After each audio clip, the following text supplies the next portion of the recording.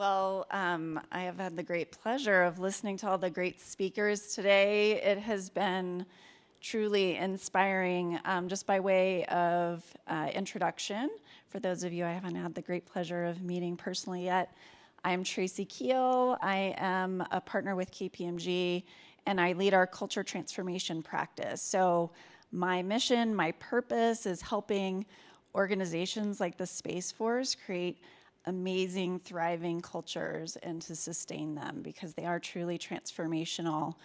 And so just in terms of reflections on the day, I am so inspired and wanted to start maybe with some of the early comments about creating new norms and rituals. Like, how do we shape culture?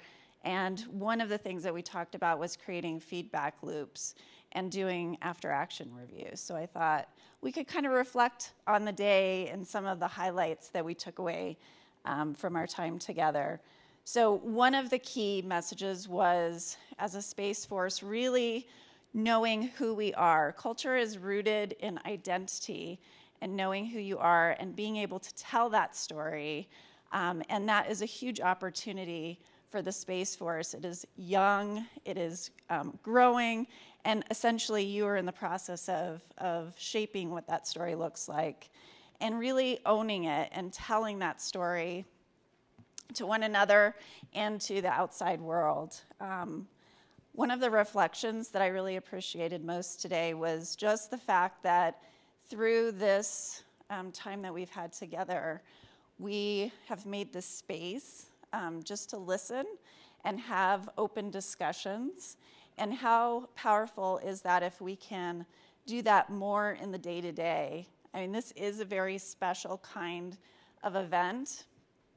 We have folks at all levels. We've had open, honest, really candid discussions that have allowed us to share new ideas and spread them across the force. We heard about being open, listening, being open-hearted, pushing the envelope, challenging the status quo, really start by focusing on outcomes, thinking about how we can break things, start asking for feedback, stop accepting inconsistency. I think when we heard from the junior guardians, we heard one of the biggest opportunities is to create more consistency in the experience that we have these incredible spots of brightness, of things that are working really, really well. How do we grow those, propagate those, and drive out that inconsistency? And part of that is about accountability. How do you create that in the day-to-day? And I heard, how as leaders can you be open to feedback, be open to challenge, invite that challenge, to really create and accelerate that change. Breaking down our stovepipes, breaking down silos. This is something that we see across many organizations. It's a critical challenge, but events like this help to break those barriers down, create new relationships, open up the dialogue. And there are some amazing things that are happening, hearing from young guardians about how empowered they feel. That must be really, really encouraging for the leaders of the Space Force to hear that what you're doing is working and making guardians feel empowered, that they can make change happen, that they can raise their voices, that they can shape what the Space Force looks like for the future. And I heard, keep trusting us. So there's a lot of brightness here. I would say in closing, this is something that you own, that you are creating, that you are shaping. And the sky is the limit, literally. The sky is the limit in terms of space. Space is without bounds. And your story of the Space Force is without bounds. So please keep owning your culture, making changes every day. and the small things make a huge difference. Thank you.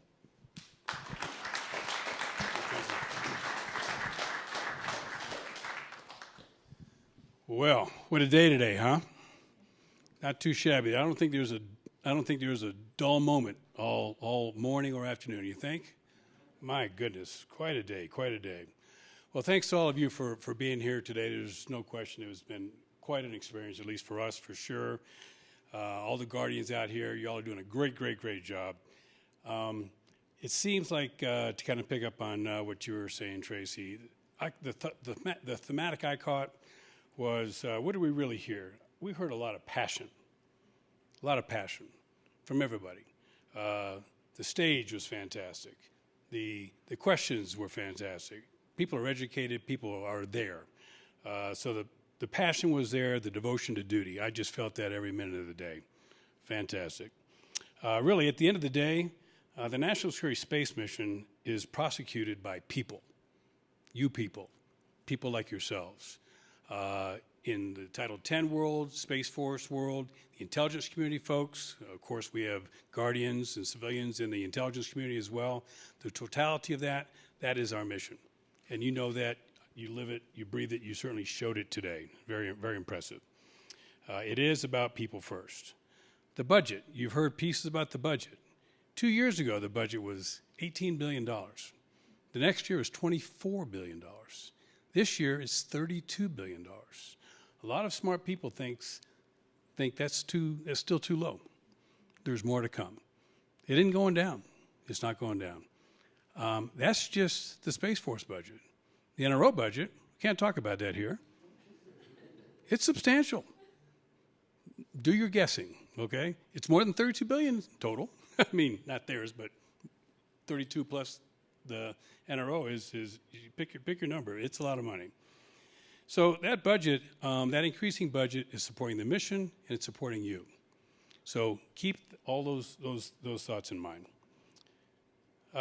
This is our second time at NSSA hosting this forum with our friends at KPMG. It's been quite a pleasure for us. We had our last one back in the fall, I guess, of last year. Should we do it again? Yes. You sure? Yes. Really? All right. Sounds like we have a plan. We need to give a little thanks. Certainly, once again, to all of you for being here. You all have busy jobs. Hopefully, this was worth your time.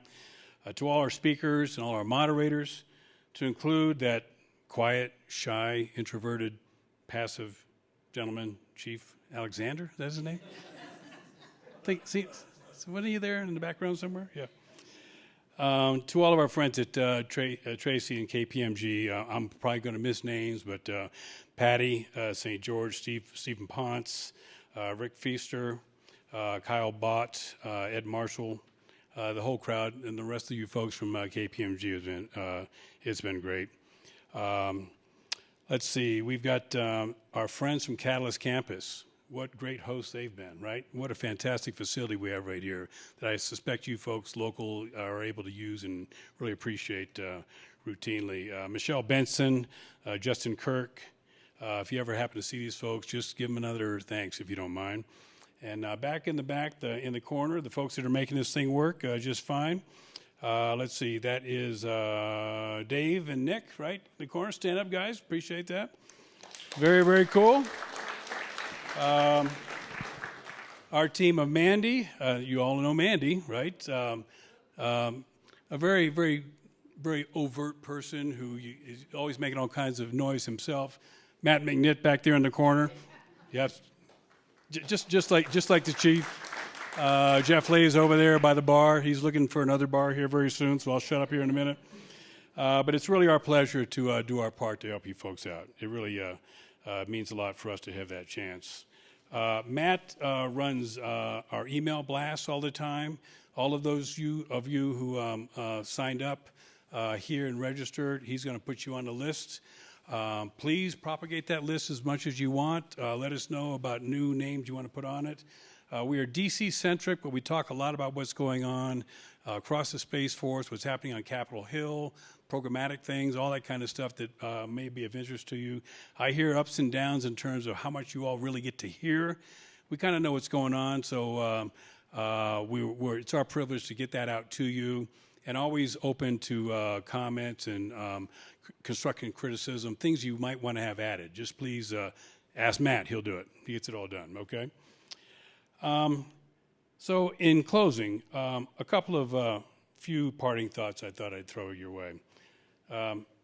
You're looking at a guy born as an Air Force brat, Westover Air Force Base. Sorry, remember that? Remember that once upon a time?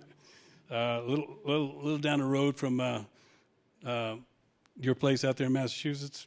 Not Springfield, Chicopee Falls, as I recall, right? Dad was enlisted. He ended up with one less stripe than the chiefs around here.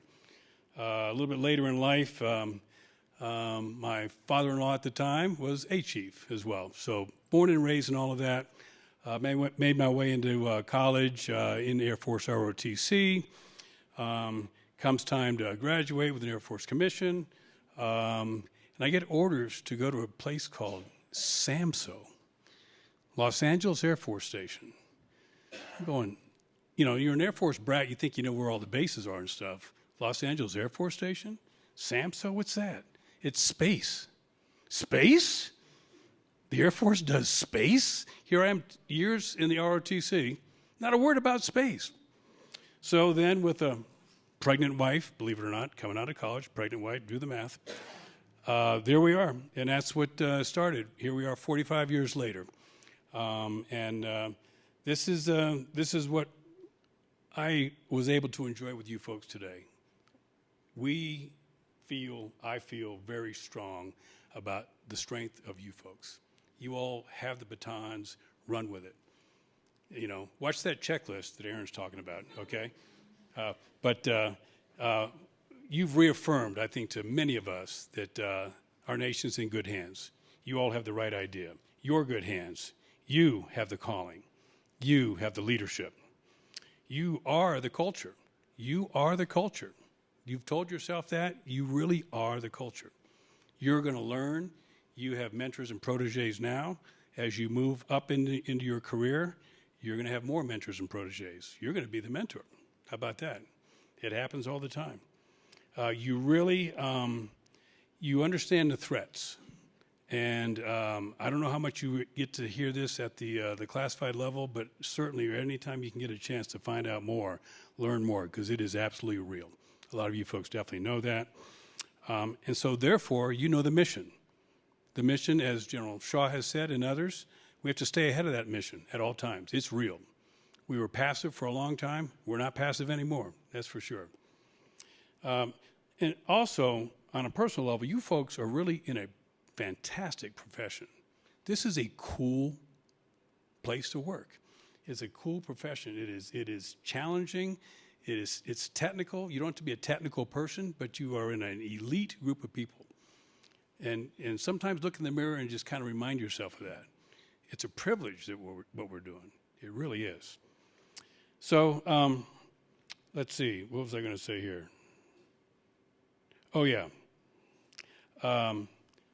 So while I don't really yet have that oxygen bottle that Chief Fraser was talking about a little while ago, you're also the beneficiaries of over 60 years of taxpayer investment in space. Over 60 years. So what does that get you? It's getting you things that we never dreamed to be the case before. Proliferator architectures. What? Now, Derek and folks still have to prove that this is going to work, but we're confident that it can. The technology investment has gotten us to a place today that offers really an opportunity for resilient and distributed architectures. It's also created a remarkable commercial community that was not there before. Those taxpayer dollars has brought our nation to where we are today, and you are picking it up from this point on. GPS used to be a small satellite relative to all the other satellites. Many satellites were the size of a Greyhound bus, for God's sakes, okay? No more of those juicy targets. I mean, things are going to change because technology is allowing that to happen. That's a fascinating time for you all. Different challenges, of course, but fascinating time. So for what it's worth, on behalf of the National Security Space Association, we thank you for your service. We're honored to support you. We thank you and we salute you. Thank you.